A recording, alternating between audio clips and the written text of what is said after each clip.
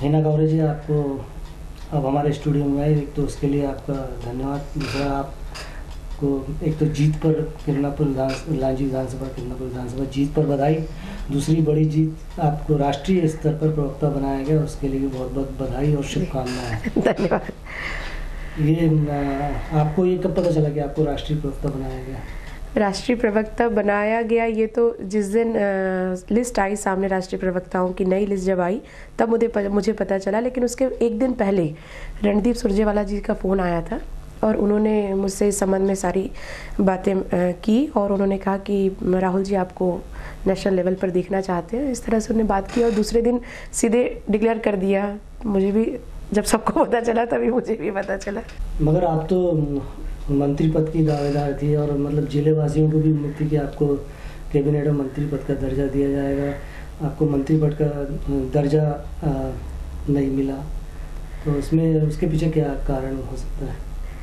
कारण तो कमलनाथ जी बता पाएंगे कि क्या कारण है। हालांकि अब वो बीते समय की बात हो गई, मंत्री पद और ये सब चीज़ें। अभी तो कांग्रेस की सरकार चलाना, क्योंकि वो सबसे महत्वपूर्ण बात है और उसके लिए यदि ऐसा लगा कि हिना कावरे को भी ड्रॉप करना चाहिए तो कोई बड़ी बात नहीं है। आपको कहीं ना कहीं तो बुरा लगा होगा। अब देखो, मैं ये बोलूँगी कि बुरा नहीं लगा तो ये तो झूठ बोलूँगी। बुरा तो मुझे भी लगा, इसमें कोई दो मत नहीं है। लेकिन फिर भी जो भी डिसीजन कांग्रेस पार्टी ने लिया, कमलनाथ जी ने लिया, शीर्ष नेतृत्व ने लिया, वो डिसीजन मुझे स्वीकार है। कोई ऐसे राष्ट्रीय प्रवक्ता बन के आप खुश हैं? कौन खुश नहीं होगा? इतना बड़ा ओहदा, यदि पार्टी इतनी बड़ी जवाबदारी दे रही है, राहुल जी इतना विश्वास कर रहे हैं, तो खुशी तो अंदर से है मुझे इस बात की बहुत। तो राष्ट्रीय प्रवक्ता होने के नाते आपकी जिम्मेदारियां भी काफ़ी बढ़ जाएंगी? निश्चित बढ़ जाएगी। अभी तो फिलहाल आपके सामने हिना कावरे बैठी हुई है। राष्ट्रीय प्रवक्ता तो जब मैं दिल्ली जाऊंगी, एक बार थोड़ा अपना काम समझ लूँ अच्छे से, सारी चीज़ें, उसके बाद ही उस एक प्रवक्ता के तौर पर काम करूंगी। अभी तो शुरुआत है मेरी। राष्ट्रीय प्रवक्ता बनिए तो आप दिल्ली जाएंगी और आप विधायक हैं भोपाल, तो भोपाल की भी जवाबदारी आपको देखनी है और दिल्ली की भी। दोनों में आप कैसे सामंजस्य बिठाएंगे? देखिए, आज मैं एक सच्चाई जो मैं जानती हूँ कि आज शीर्ष नेतृत्व भी यदि हिना कावरे को जानता है, पहचानता है या मानता है, उसका एकमात्र कारण है कि आज मैं विधानसभा का चुनाव लड़कर आई हूँ, जीत कर आई हूँ और दूसरी बार लोकसभा का चुनाव भी मैंने लड़ा है और मध्य प्रदेश में सबसे कम वोटों से हारने में तीसरा नंबर था मेरा। तो ऐसी परिस्थिति में सबको मालूम है कि मैं फील्ड की लीडर हूँ और ऐसे सभी लोगों को ये सच्चाई मालूम है और मुझे इतना बड़ा काम दिया तो उसको मैं बखूबी निभाऊंगी। पहली प्राथमिकता मेरी लांजी थी, है और वही रहेगी। चूँकि प्रदीप जायसवाल जी निर्दलीय थे और 4 निर्दलीय में से किसी को मंत्री बनाना था और वरिष्ठ भी थे, 3 बार के विधायक हैं और चौथी बार जीते हैं, तो आपको नहीं लगता कि प्रदीप जायसवाल जी की जीत ने आपका मंत्री पद का रास्ता रोक दिया? नहीं, मैं नहीं मानती, क्योंकि प्रदीप जायसवाल जी के साथ जो हुआ वो आपने और हमने सबने देखा कि एक ऐसी घटना उनके साथ हो गई जो किसी भी कांग्रेसी को शायद मंजूर नहीं था। प्रदीप जायसवाल जी को वाराणसी के लोगों ने वोट देकर विधायक जरूर बनाया, लेकिन दुआएं पूरे जिले के कांग्रेसियों की उनके साथ थी। इसलिए मुझे नहीं लगता कि उनको मंत्री पद तो उनको मिलना ही चाहिए था। अब ये और बात है कि सबको ये लग रहा था कि चूंकि राहुल जी से संबंध हिना कावरे के हैं इसलिए उनका तो मंत्री बनना तय है। सब लोगों ने मुझे पहले से तय मान लिया था, इसलिए सबको दुख हुआ। बाकी रोड़ा या आड़े प्रदीप जायसवाल जी ना कभी थे ना है। चूँकि आप जिले के बहुत ही मतलब लाडले नेता स्वर्गीय लिखीराम कावरे जी की पुत्री हैं और लिखीराम कावरे जी आज हमारे बीच होते तो वास्तव में आज बालाघाट का नक्शा कुछ और ही होता। तो चूँकि आप उनकी पुत्री हैं और आप वरिष्ठता में भी आ रही हैं, तो क्या आप लिखीराम जी कावरे जी की जगह आप बालाघाट जिले वासियों की एक जन नेता बन सकती हैं, बनेंगी? मैं इतना जानती हूँ कि लिखीराम कावरे जी तो मैं नहीं बन सकती, लेकिन उनके पद चिन्हों पर चलने का काम मैं कर सकती हूँ, जो मैं लगातार करती जा रही हूँ। या जो भी आप अभी उपलब्धि देख रहे हैं या हिना कावरे को की लोकप्रियता देख रहे हैं, उसका एकमात्र कारण यही है क्योंकि मैं अपने पिता के पद चिन्हों पर चल रही हूँ और मेरा उद्देश्य भी वही है राजनीति में आने का। क्योंकि जो चीज़ उस समय नहीं हो सकी, बालाघाट को एक अच्छे जनप्रतिनिधि की बहुत आवश्यकता है और आप चूँकि उन्हीं की बेटी हैं तो लोगों को आपसे अपेक्षाएं भी है कि आप बालाघाट जिले के लिए ऐसा कुछ करें कि जैसे आज आपके पिताजी को याद किया जाता है वैसे आपको भी मतलब पब्लिक हाथों हाथ ले। वैसे हालांकि जो पिछला लोकसभा चुनाव है आपका इस बात का प्रमाण है कि आपको इस जिले की पब्लिक आप में एक अच्छाई दिखती है और आपको अपना नेता मानती है। तो इस जिले के लिए आपकी क्या ऐसी कुछ योजना है कि इस जिले के विकास के लिए, इस जिले की जनता के लिए? आज पहली बार कैबिनेट मंत्री बनने के बाद एक औपचारिक मीटिंग कलेक्ट्रेट में ली गई। उसमें सभी विभागों के अधिकारी और कर्मचारी उपस्थित थे और वहाँ पर मीटिंग के बाद ये इसी बात पर फोकस किया गया कि आज केंद्र में कई दिनों बाद 15 सालों बाद कांग्रेस की सरकार आई है और आदरणीय कमलनाथ जी हमारे प्रदेश के सीएम हैं, मुखिया हैं और ऐसी परिस्थिति में जो कि उनका संबंध औद्योगिक क्षेत्र से रहा है, वो व्यक्तिगत रूप से भी एक बहुत अच्छे उद्योगपति हैं, सफल उद्योगपति हैं। तो ऐसी परिस्थिति में हमारा भी फोकस ये है कि बालाघाट जिले में उनके अनुभव का लाभ और कांग्रेस पार्टी का लाभ बालाघाट के जिले वासियों को मिलना चाहिए। उसी पर हमारा मीटिंग के बाद फोकस था और उस क्षेत्र में हम प्रयास भी कर रहे हैं और काम भी करेंगे। मुझे विश्वास है कि कुछ अच्छा ही बालाघाट के लोगों के लिए होगा बालाघाट में। आप लांजी किरनापुर क्षेत्र के विकास पे ध्यान देंगे या पूरे जिले के विकास पे ध्यान देंगे? देखिए, लांजी किरनापुर तो हमेशा हिना कांवरे की प्राथमिकता रहा ही है, परंतु अब बात जिले की है और पूरी निष्ठा मेरी रहेगी कि बालाघाट जिले के लोगों के लिए भी कुछ अच्छा यहाँ पर हो। ये विधानसभा चुनाव जो समाप्त हुआ है उसमें समाजवादी पार्टी से गठबंधन की बात आई थी, तो क्या कारण है गठबंधन नहीं हो पाया? ये तो शीर्ष नेतृत्व ही बता पाएगा कि क्या कारण है नहीं हो पाया, लेकिन बालाघाट जिले के परिप्रेक्ष्य में यदि समझौता होता तो कांग्रेस के लिए फायदा रहता है, इतना मैं जानती हूँ।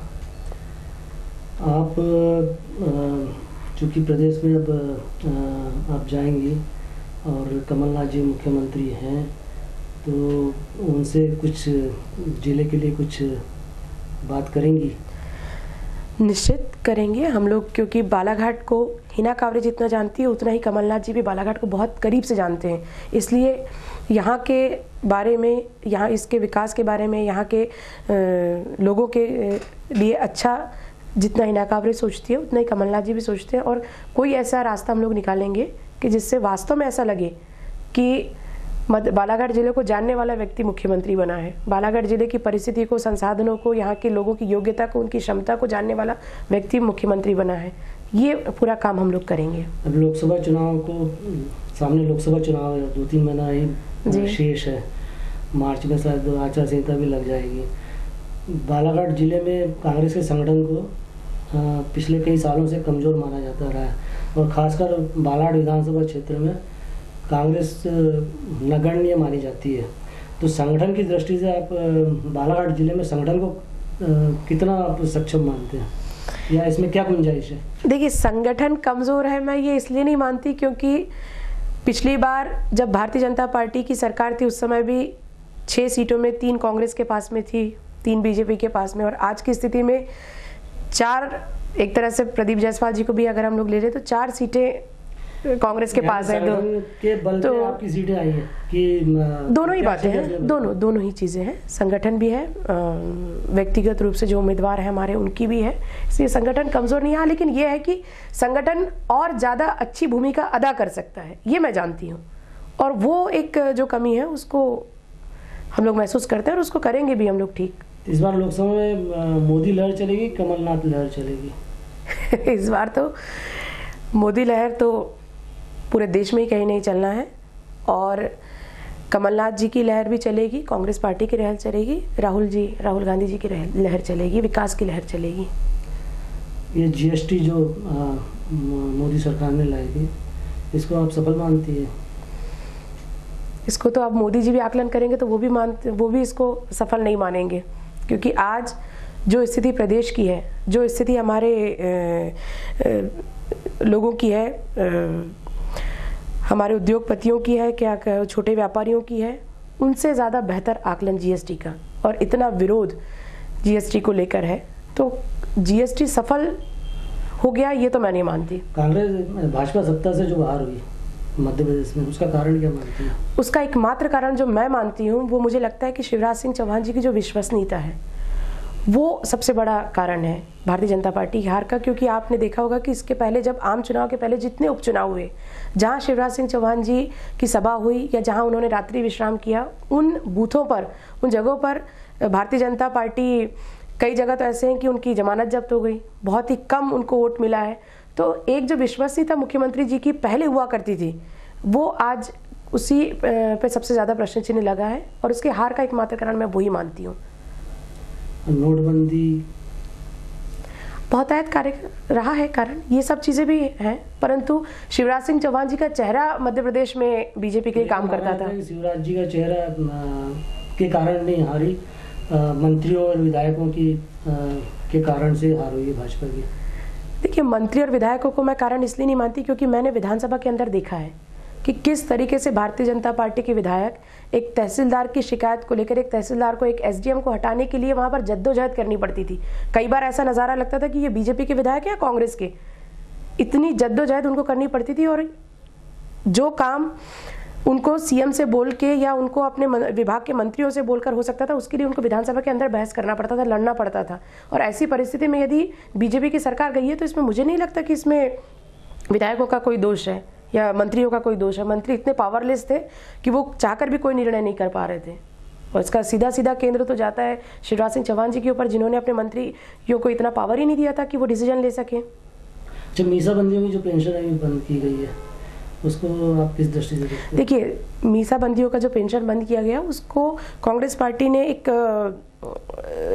ये देखा है कि उसका सर्वे करवा रहे हैं कि गलत लोगों को पेंशन नहीं मिलनी चाहिए। तो वो जांच के बाद कमलनाथ जी ने भी कहा है कि उसको हम देंगे, लेकिन पहले पूरी जांच होगी, उसके बाद ही करेंगे। तो इसमें कोई गलत बात नहीं है, क्योंकि जाने अनजाने कई ऐसे लोग हैं जो ना चाहते हुए उसके लाभ ले रहे हैं, तो जायज लोगों को मिले। जो लोग सक्षम है, जो करोड़पति है, वो लोग भी मीसाबंदी के रूप में पैसा ले रहे हैं। उनको तो मुझे ये बात नहीं लगता कि जो लोग करोड़पति हैं या जो सक्षम है, उन लोगों को तो स्वयं भी इस चीज को नहीं लेना चाहिए, इस पेंशन को। उनको तो खुद ही इसको प्रदेश सरकार के किसी अन्य उसमें उपयोग करना चाहिए। अभी वंदे मातरम वाला भी एक मामला चला, वंदे मातरम बंद किया गया। हालांकि आज उसको नए रूप में वापस शुरुआत होने वाली है, पुलिस के बैंड बाजों के साथ अब वंदे मातरम गाया जाएगा। मगर ये भाजपा का एकदम से विरोध सामने आया, उसके बाद ये डिसीजन लिया गया। नहीं, मुझे ऐसा नहीं लगता कि उनके विरोध के बाद दिया गया, क्योंकि इसमें कुछ ना कुछ अच्छी सोच के साथ ही इसको किया गया है। और भारतीय जनता पार्टी का अभी तो वर्तमान में कोई मुद्दा है नहीं, इसलिए वो इस तरह के मुद्दे को उछाल उछाल कर राजनीति करना चाहती है। सामने लोकसभा का चुनाव, उनको भी मालूम है कि हमको लोकसभा का चुनाव लड़ना है, तो काम के बात पर तो वो चुनाव लड़े नहीं जाएंगे नहीं। वो इसी तरह की जो बातें हैं उनको लेकर ही मैदान में जाना चाहते हैं। काम की और धर्म की बातें, ये सब चीजें ही भारतीय जनता पार्टी का मूल आधार बन के रह गया है। आपका जो संकल्प पत्र है, उस पर कितना आप ये 2-3 महीने लोकसभा चुनाव के पहले कुछ उसका? देखिए, कांग्रेस का जो संकल्प पत्र है, घोषणा पत्र है, वचन पत्र है, उसको तो जिस दिन मुख्यमंत्री जी ने अपनी शपथ लिया, उसी दिन से उस पर इम्प्लीमेंटेशन चालू कर दिया। क्योंकि कांग्रेस का हर व्यक्ति जानता है कि घोषणा पत्र पर अमल करेगी तभी कांग्रेस लोकसभा में लोगों के बीच जाकर कांग्रेस के लिए वोटों की अपील भी कर पाएगी। इसलिए कांग्रेस उसके प्रति तो गंभीर है और हमेशा रहेगी, क्योंकि सामने चुनाव है। जिले में जो चुनाव होता है वो मुद्दों पे होता है या जातिवाद पे होता है? देखिए, वैसे देखा जाए तो सच्चाई ये है कि मुद्दों पर होना चाहिए, परंतु अंतिम में कई बार हम देखते हैं, जो हम लोग देखते आए हैं इतने दिनों से, कि कहीं ना कहीं जातिगत की भावना आ ही जाती है। अगर आप चाहो या ना चाहो, तब भी होना चाहिए, मुद्दों पर होता नहीं है। लेकिन आपकी पार्टी में आज लोधी समाज का कोई नेतृत्व नहीं है, ना कोई ऐसा नेतृत्व स्थान पा पाया है, तो इसका नुकसान भविष्य में कांग्रेस को नहीं होगा? देखिए, कांग्रेस पार्टी के बारे में जहाँ तक मैं जानती हूँ कि कांग्रेस पार्टी एकदम से जातिगत राजनीति कभी नहीं करती। वो हमेशा ये चाहती है या हमेशा वो देखती है कि जिस व्यक्ति में योग्यता है, चाहे वो किसी भी जाति धर्म का हो, उस व्यक्ति में यदि योग्यता है तो उसको योग्यता के अनुसार स्थान देने का काम पार्टी करती है। अभी तक ये चीज़ हमारे सामने नहीं आई। पिछली बार भी इसके पहले जो विधानसभा का चुनाव हुआ था उसमें उम्मेद लिलारे जी को, जो लोधी समाज से आते हैं, उनको कांग्रेस पार्टी ने उम्मीदवार बनाया था, परंतु परिस्थिति ऐसी निर्मित हुई कि उनकी जमानत जब्त हो गई। तो ऐसा नहीं है, पार्टी चाहती है, परंतु जब तक कोई ऐसा चेहरा सामने नहीं आएगा, कोई ऐसे लोग सामने नहीं आएंगे, तब तक पार्टी कैसे डालना, संगठन को लाना पड़ेगा सामने। हाँ, ये बात सही है। जो मैंने आपसे कहा कि संगठन बहुत अच्छी भूमिका निभा सकता है, जो कमी है वो यही चीज़ की कमी है और इसी को हमको दूर करना पड़ेगा। वही मैंने जब पहले प्रश्न किया था कि संगठन में कोई कमी है या नहीं। मैंने कहा ना, ये कुछ कमियां हैं जिसको वास्तव में दूर करना पड़ेगा। यदि दूर करेंगे तो कांग्रेस के लिए भी और बालाघाट जिले के लिए भी, हमारे क्षेत्र के विकास के लिए भी ये सारी चीज़ें बहुत आवश्यक है। लोकसभा चुनाव बालाघाट जिले में आप किन मुद्दों पर लड़ोगे? लोकसभा चुनाव बालाघाट जिले में सबसे बड़ी बात तो यह है कि जो मुद्दा रहेगा वो कांग्रेस का फेस रहेगा। कांग्रेस पार्टी जिन मुद्दों पर भी चुनाव लड़ेगी, लेकिन बालाघाट जिले में तो एक कहना चाहिए नेतृत्व जो होना चाहिए बालाघाट जिले में, जो इच्छा शक्ति होनी चाहिए बालाघाट जिले के विकास को लेकर, उसी मुद्दे पर हम लोग लड़ेंगे। क्योंकि यहाँ मैंने देखा है कि जनप्रतिनिधियों में वो इच्छा शक्ति समझ में नहीं आती जो एक बालाघाट जिले के लीडर में होनी चाहिए। लीडरशिप की कमी जिसको मैं कहूँगी, वही सबसे मुख्य बात रहेगी। क्योंकि कोई कमी नहीं है बालाघाट में, ना संसाधनों की, ना लोगों की सोच में, ना समझ में, इन सब चीज़ों में कहीं कोई कमी नहीं है। केवल यदि कमी है तो एक ऐसे लीडरशिप की जो ऊपर तक अपनी बात रख सके और बालाघाट जिले को उसका हक दिलवा सके, यही सबसे मुख्य मुद्दा रहेगा। फिर तो आपको आगे आना चाहिए और लोकसभा की लीडरशिप। देखो, मेरा आगे आना या मेरा सहने मेरा आगे आना राहुल जी के ऊपर डिपेंड करता है। यदि पार्टी कहेगी तो हिना कांवरे तैयार है हर चीज़ के लिए।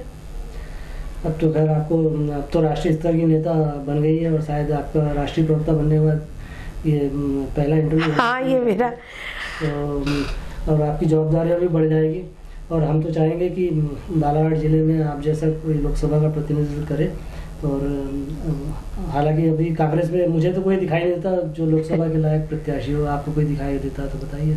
नहीं, अभी तो है काफ़ी, जैसा भी पार्टी निर्देश देगी वैसा करेंगे। और चूँकि चुनाव के ठीक पहले मुझे राष्ट्रीय प्रवक्ता का इतना बड़ा जवाबदारी यदि दी गई है तो ये हमारे लिए भी बहुत बड़ा चैलेंज है कि हमको बालाघाट जिले में नहीं, अभी तो मध्य प्रदेश में भी ज़्यादा से ज़्यादा लोकसभा की सीटें जीत कर आए और उसमें बालाघाट सबसे नंबर 1 पे रहे। ये मेरी प्राथमिकता रहेगी, क्योंकि ये कोई छोटी मोटी जवाबदारी नहीं है। और आपने कहा कि भाई पहला मेरा इंटरव्यू है, तो ये बात सही है कि पहला इंटरव्यू मेरा राष्ट्रीय प्रवक्ता बनने के बाद है। लेकिन मैं इतना जानती हूँ कि आप जैसे ही चैनल के लोगों ने मेरा इंटरव्यू हमेशा दिखाया है, छोटे चैनलों से ही मैं इंटरव्यू देती रही हूँ। और शायद उसी इंटरव्यूज़ में जो एक चीज़ राष्ट्रीय प्रवक्ता के अंदर होनी चाहिए वो इन्हीं सब इंटरव्यूज़ के माध्यम से ऊपर तक शीर्ष नेतृत्व के सामने गया है। शायद इसलिए उन्होंने मुझे इतनी बड़ी जवाबदारी दी है। इसलिए इन सब चैनलों का तो मेरे जीवन पर भी असर रहेगा और हमेशा मैं चाहूँगी कि इनको मैं हमेशा साथ लेकर चलूँ। एज ए कांग्रेस के प्रवक्ता और इस जिले के जनप्रतिनिधि होने के नाते आप बालाघाट जिले की जनता को कुछ कहना चाहेंगे? बस मैं यही कहना चाहूँगी कि हमारे बालाघाट जिले के लोग बहुत समझदार हैं, बहुत हर चीज़ में निर्णय लेने में सक्षम है। इसलिए मैं उनसे एक ही निवेदन करूँगी कि जब भी वो वोट देने जाएं तो बालाघाट जिले के भविष्य को ध्यान में रखकर वोट दें, ना कि कोई जातिगत भावना, ना कोई पार्टीगत भावना, इन सब चीज़ों से ऊपर उठकर केवल बालाघाट जिले के विकास के लिए वो लोग मतदान करें। मैं बस यही अपील करना चाहती हूँ। ये आपने बहुत अच्छी बात की कि आप जो आजकल चल रहा है जातिवाद को लेकर लोग वोट करते हैं और आपने वोट के लिए एक अच्छी समझाइश दी है कि मुद्दों के आधार पर और विकास के लिए वोट होना चाहिए। आपको उसके लिए बहुत बहुत धन्यवाद। और आप हमारे स्टूडियो में आए उसके लिए भी धन्यवाद। और नव वर्ष की आपको बहुत बहुत शुभकामनाएं। नया वर्ष आपके लिए काफ़ी खुशियाँ लेके आया। हम चाहते हैं कि और आगे आप आगे बढ़े और तरक्की करें। धन्यवाद आप यहाँ पर। जी, बहुत बहुत धन्यवाद। आप लोगों की सभी को बहुत बहुत शुभकामनाएं नए वर्ष की।